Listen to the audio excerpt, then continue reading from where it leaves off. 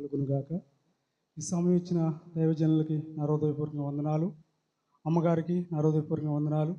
ఇక్కడ కూడిన మీ అందరికి కూడా నేను హృదయపూర్వక వందనాలు తెలియజేసుకుంటున్నాను. నా సాక్ష్యం ఏంటంటే, మరి గత వారం నేను రాలేకపోయాను, అందుకు నాకు దేవుడు క్షమించునుగాక. అంత క్రితం వారంలో మరి నేను కూడా పరీక్షలకు వెళ్ళాను. పరీక్షలకు వెళ్ళినప్పుడు ఈ డొక్కమ్మ నొప్పి వస్తుందని చెప్పానంటే పెద్ద అబ్బాయి వచ్చాడు. వచ్చి పరీక్షలు చేపిస్తానని తీసుకెళ్ళాడు. అక్కడికి వెళ్ళినాక రక్త పరీక్షలు రాశారు, 5 రక్త పరీక్షలు రాశారు. దాంట్లో ఉంచి ఏమీ రాలేదు, మొత్తం నార్మల్గా ఉందని చెప్పారు డాక్టర్ గారు. అయితే ఈ నొప్పి వస్తుంది, ఎందుకు వస్తుందో ఒకసారి పెద్ద స్టాండింగ్ రాస్తానన్నారు. పెద్ద స్టాండింగ్ కూడా ఏముండదు అని చెప్పానంటే, మరి నొప్పి ఎందుకు వస్తుందని చెప్పానన్నారు. మీరు చేయించినా ఏముండదని చెప్పానంటే, సరే పాస్టర్ గారికి కూడా ఫోన్ చేసి చెప్పాను, ఇలా అన్నారని. చేయించమన్నారు, చేయించాను. అయితే పెద్ద స్టాండింగ్లో కూడా ఏమీ లేదు, అంతా నార్మల్గానే ఉంది, మంచిగానే ఉందని చెప్పన్నారు. మరి ఎందుకు వస్తుందని చెప్పానంటే, బండి తోలవద్దు, ఎక్కువ ప్రయాణం చేయొద్దు అని చెప్పని డాక్టర్ గారు చెప్పారు. దేవునికి మహిమ కలుగును గాక. నిజంగా నన్ను మరి చాలా రకరకాలైన సమస్యల్లో ఉంచి దేవుడు ఎంతగానో ముందుకు నడిపిస్తున్నాడు. నేనైతే చాలా బాధపడుతున్నాను, చాలా వేదన పడుతున్నాను.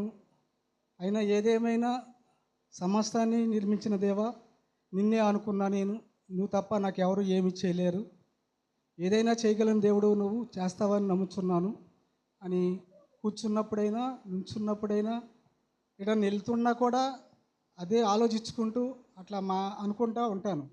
అట్లాగే దేవుడు నన్ను నడిపిస్తున్నాడు, అందుకు ఆయనకు వందనాలు చెల్లిస్తున్నాను. మరి నేను సాక్ష్యం ఎప్పుడో చెప్పాలి, మీటింగ్ పెట్టిన రోజునే అయ్యా నేను సాక్ష్యం చెప్తానంటే పాస్టర్ గారికి వినపడిందో లేదో నాకు తెలియదు, కానీ ఆ రోజే సాక్ష్యం చెప్తానన్నాను. ఆ రోజు సమయం ఇలా. అంతకుముందు మెర్సీ విషయంలో కూడా చర్చిలోకి తీసుకొచ్చి ప్రార్థన చేశారు.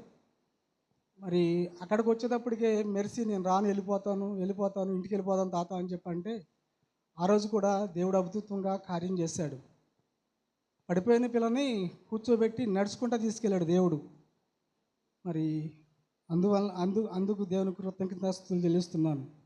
మెర్సీ పట్ల ఎన్నోసార్లు ఎన్నో ఎందుకు సన్నిధికి రావట్లేదో నాకు తెలియదు, అది కూడా ఆయనకి అప్పచెప్తున్నాను.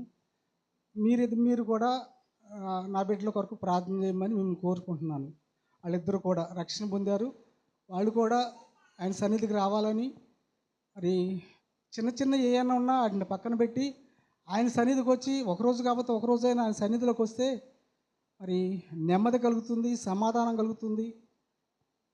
అన్నిటికీ సమాధానం ఇచ్చేది అదే ఆయనే అని చెప్తాను, కూర్చున్నప్పుడు కూడా చెప్తాను. మరి ఎందుకనో కొంచెం వెనకాడుతున్నారు, వారి కొరకు ప్రార్థన చేయమని సేవకుల్ని సంఘాన్ని కోరుకుంటున్నాను.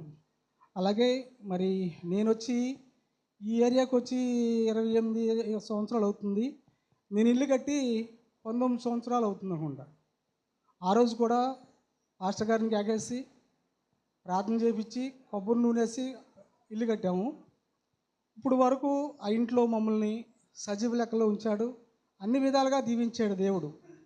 అందుకు ఆయనకి కృతజ్ఞతాస్తుతులు చెల్లిస్తున్నాను. అలాగే ఇప్పుడు మరి ఇల్లు పడేసి స్లాబ్ వేద్దామని చెప్పని అనుకుంటున్నాము. మరి దాని కొరకు కూడా మీరు ప్రార్థన చేయండి. అక్కడ ఏ శత్రువు కన్నుబడుకోకుండా మరి ఆ గృహం చుట్టూ మరి ఆయన రక్తం కింద ఉండి ఆయన నామాన్ని అక్కడ కీర్తించాలి, వేరే ఒక నామం అక్కడ ఉండకూడదని చెప్పని నేను బాధపడుతున్నాను. అట్లా ఆ రకంగానే జరిగేటట్లు మీరందరూ ప్రార్థన చేయమని, సేవకులను కూడా ప్రార్థన చేయమని కోరుకుంటున్నాను. మరి రేపు పొద్దున్నే శంకుస్థాపన చేయమని చెప్పారు. మీరందరూ కూడా మీ అనుదిన ప్రార్థనలో మరి పొద్దున్నే సిస్టర్ల ప్రార్థనలో కూడా జ్ఞాపకం చేసుకోమని, నా కుటుంబం కొరకు, నా బిడ్డల కొరకు, మరి ఆ ఇంటి కొరకు మీ అనుదిన ప్రార్థనలో పెట్టమని కోరుకుంటూ ఈ చిన్న సాక్ష్యాన్ని దేవుడు దీవించునుగాక. ఆమేన్.